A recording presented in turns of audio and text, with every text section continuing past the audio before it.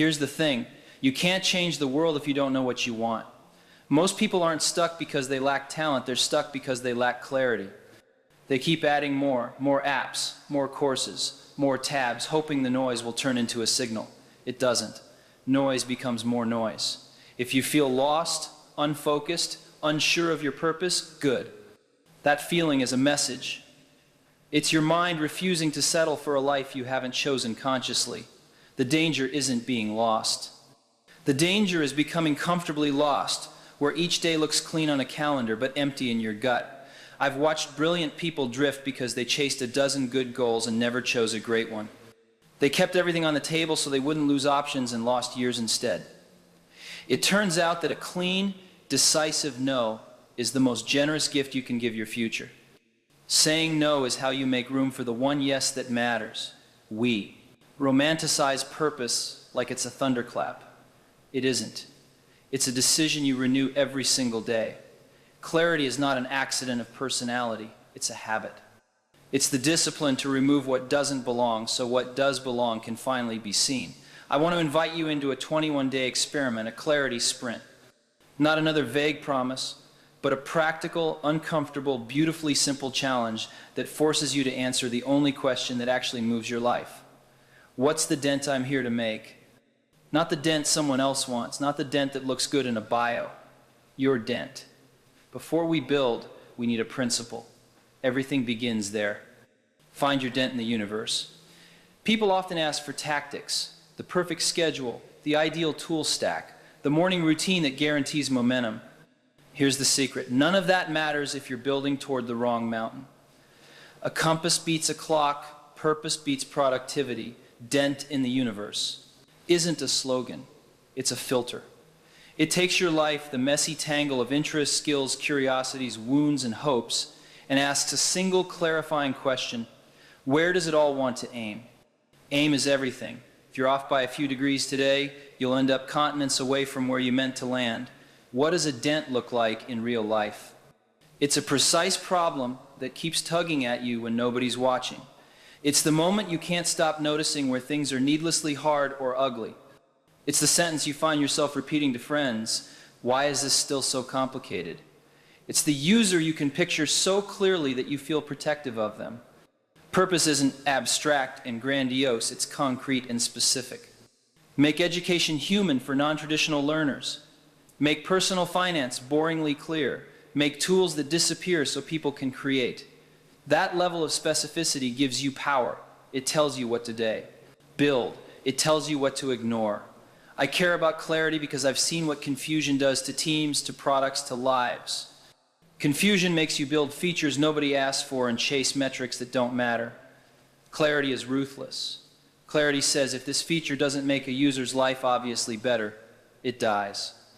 If this meeting doesn't move the ball, it's gone. If this goal is about ego and not impact, we cut it. Focus isn't about doing less for its own sake, it's about doing exactly what matters and nothing else. Let me be blunt. Your time is limited. Death is the ultimate editor. Remembering that you will die is not morbid, it's liberating. It removes the illusion that you can endlessly defer the work that matters.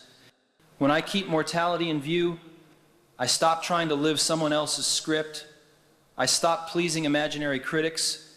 I stop polishing the wrong thing. I choose the dent that's mine to make. Insanely great isn't a slogan either. It's the moment you look at your work and know it's not just correct, it's alive. It solves the problem with elegance and generosity. It respects the user's time. It feels inevitable because it's so right. You only get there by caring more than other people think is reasonable, by sweating details they'll never see but will feel. So how do you find that dent without wasting another year? Not by overthinking it, not by waiting for inspiration to strike while you scroll. You find it by designing small, intense cycles of attention and then shipping what you discover. That's what this 21-day challenge is, a disciplined way to stop drifting and start deciding. The 3-week clarity plan. We're going to run a 3-week sprint. Exploration, elimination, declaration. 3 weeks, 21 days. 15 minutes a day of focused journaling and a handful of simple acts. Not easy. Simple. There's a difference. Week 1, exploration and curiosity. Your job in week 1 is to collect dots. Not to judge them, not to rank them, collect them.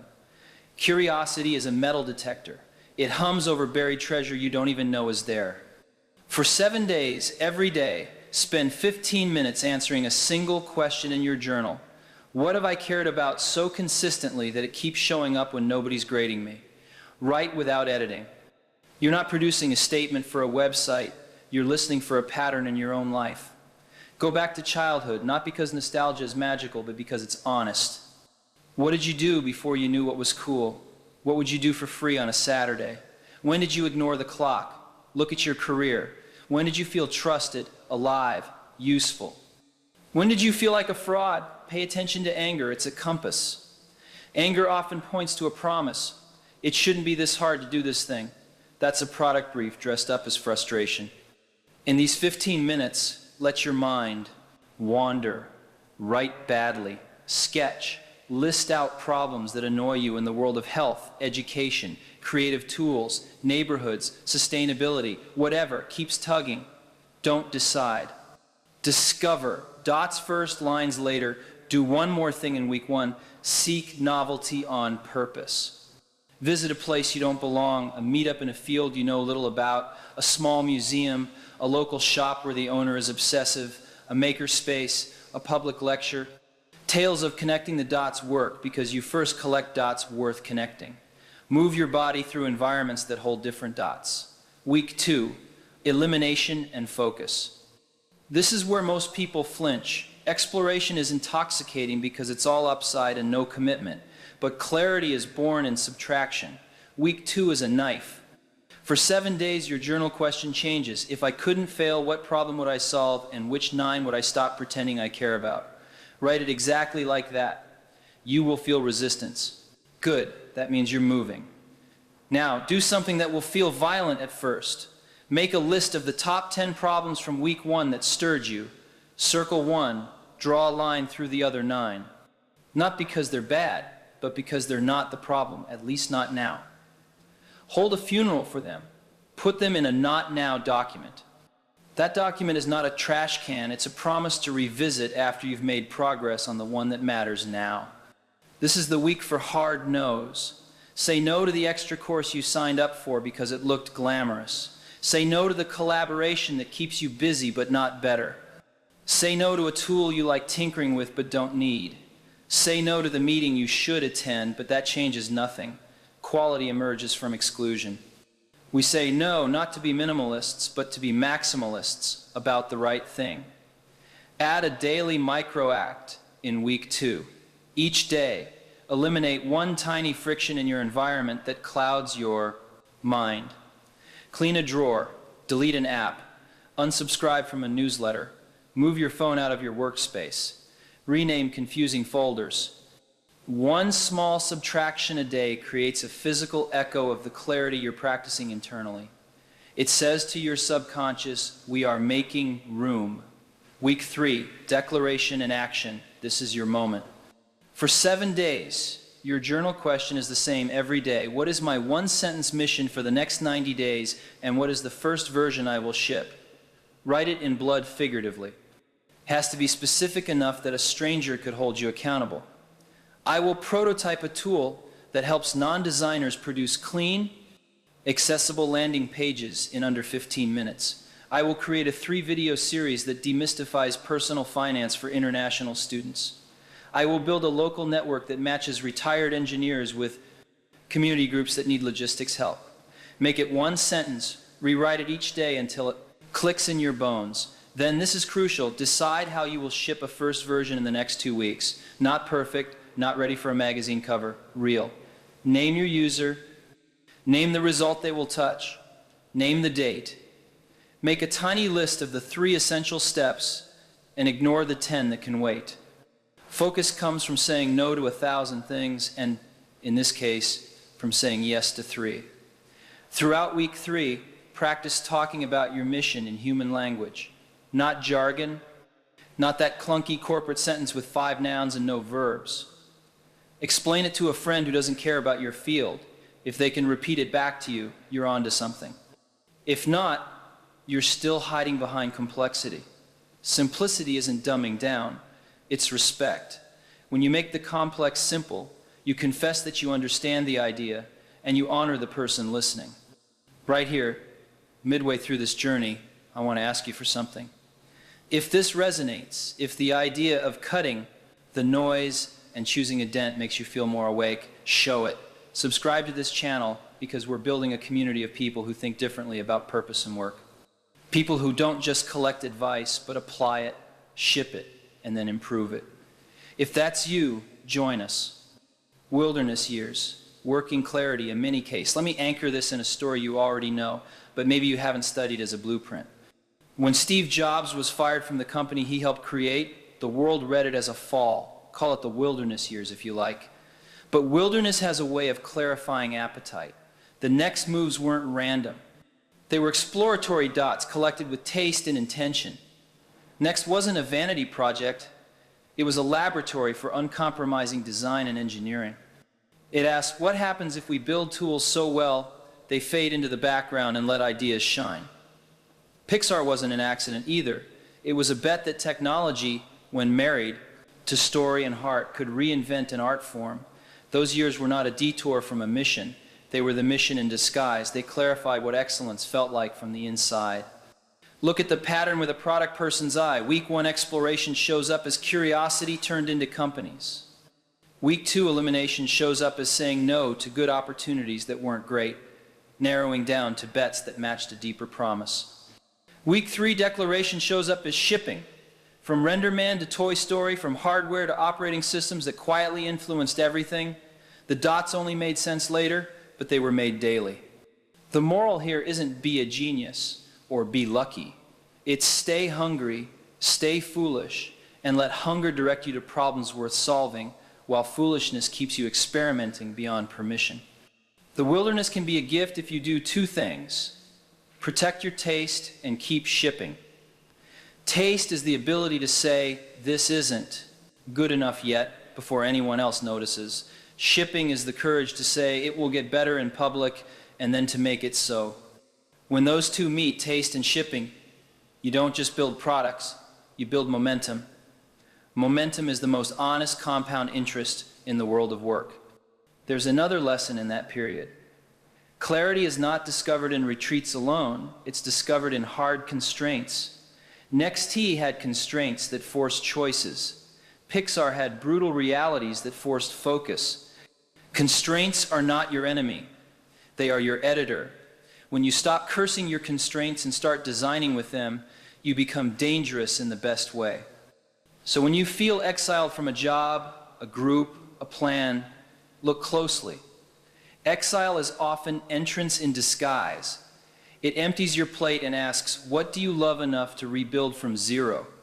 If your answer is nothing, then you were in love with the perks, not the work.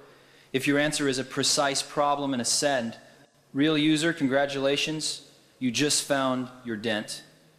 The 21-day commitment, a practical action plan. Now we get tactical.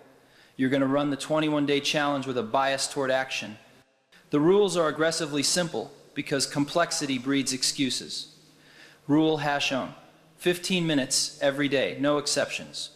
You will journal for 15 minutes on a single question each week. Set a timer. Pen and paper if you can, slower is better for thinking. Do it at the same time each day to turn clarity into a ritual. If you miss a day, you don't catch up with 30 minutes tomorrow, you return to 15 minutes. The goal is identity, not heroics.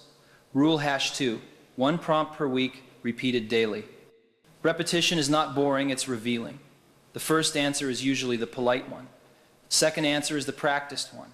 Around day 4, the truth shows up. That's the pattern we're hunting. Rule #3. 1 commitment you can ship within 2 weeks after day 21. This challenge is not a mood board for your soul. It ends with a shipped artifact. A prototype, a landing page, a demo, a presentation, a curriculum outline, a first client call, a volunteer program kickoff.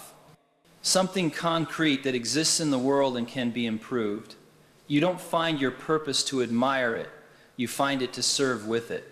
Here's the exact plan, week by week, with the questions and the moves. Week 1, days 1-7. Exploration and curiosity. Daily prompt. What have I consistently cared about across seasons, jobs, and moods, even when no one was watching? Write fast, don't edit. Each day, list 3 concrete moments from your past when you felt fully alive solving a problem. Notice verbs. Did you teach, simplify, invent, heal, organize, design, host, listen, perform, debug? Verbs matter. They point to how you deliver value. Add a small daily act.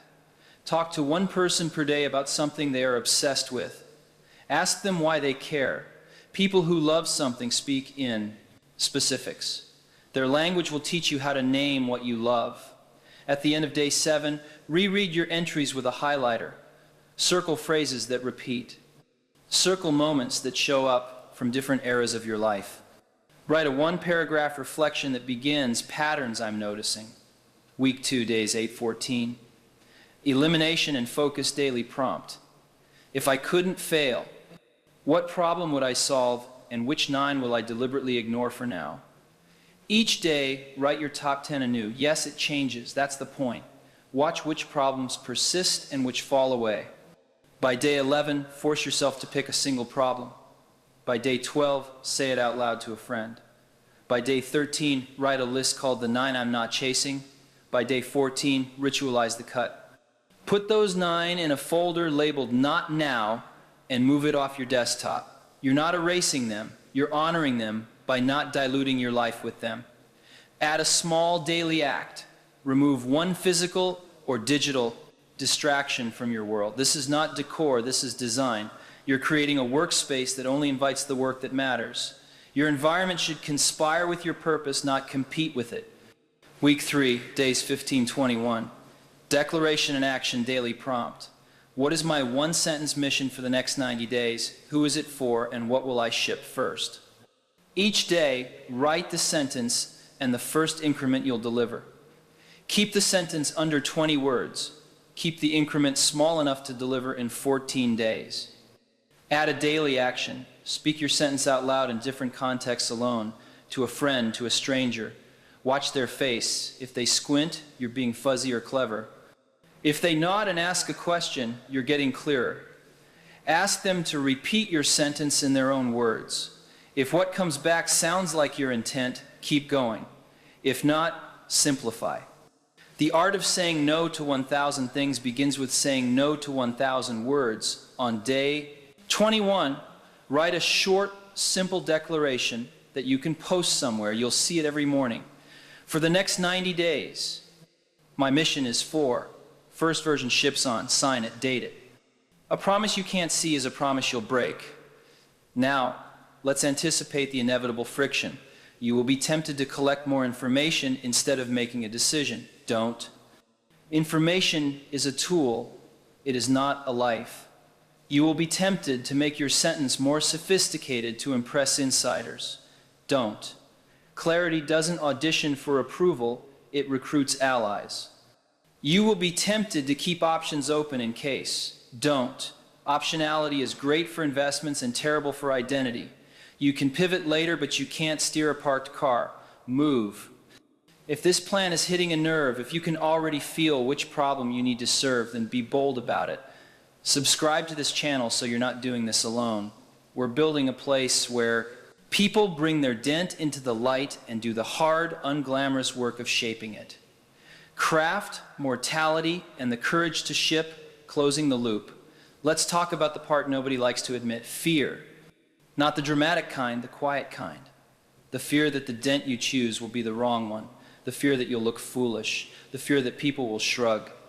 The fear that you'll have to defend a choice when you've been safe hiding in possibilities. Here's what I've learned. Fear becomes overbearing when your horizon is too large. If you're trying to decide you're forever, of course you freeze. Shrink the horizon. Choose a 90-day mission and a 2-week first version. Suddenly, the stakes become human. You can survive being wrong for 2 weeks. You can learn. You can adjust. You can iterate. This is how real products become insanely great. Not in an instant, but in 1,000 small, courageous decisions to ship and then to refine. You want proof that clarity compounds? Watch what happens to your calendar when you declare a dent. Meetings evaporate. Emails get shorter. People either align or they don't. The fog lifts. That's not magic. That's you enforcing reality. That's you honoring your time like it's scarce, because it is. Remember mortality. Not in a gloomy way, use it as a lens. Ask yourself every morning, if this were my last year, would I spend today on this? If the answer is no, too many days in a row, that's not a scheduling problem. That's a purpose problem. You don't have to fix it overnight, but you do have to tell the truth and then act like the truth is true. One more thing, craft matters. Don't use purpose as an excuse to ship sloppy work. Stay hungry, stay foolish doesn't mean stay careless. It means keep your edge, keep your beginner's mind, keep your willingness to try what polite people avoid, but tie all of that to discipline and care. If your dent is worth making, it's worth making beautifully. It's worth sweating the invisible details, the first run experience, the performance, the microcopy, the support path, the accessibility, the way your solution respects the user's time and attention. Taste is not elitism. Taste is generosity. It says, I cared enough to remove the splinters you would have felt. As you leave this 21-day sprint, do not let clarity become another note you archive. Turn it into movement. Pick the user you will protect with this work. Give them a name, picture their face, write the one-sentence mission, 20 words or less. Schedule the first version, ship date 2 weeks out. Decide on 3 steps, only 3.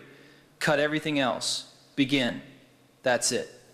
That's the plan that keeps careers from rusting, that turns vague ambition into specific service, that stops the endless loop of someday. You are not waiting to be chosen, you're choosing.